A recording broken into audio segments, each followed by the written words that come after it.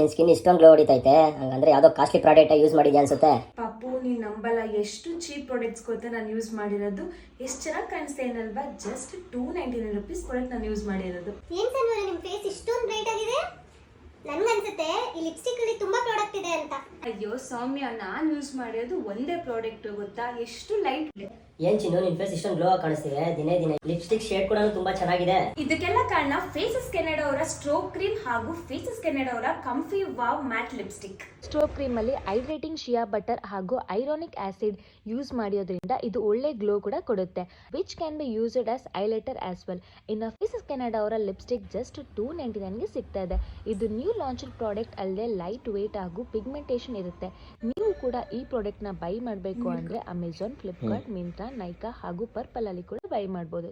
Shop now for festive discounts on best selling products across all platforms. Don't miss out on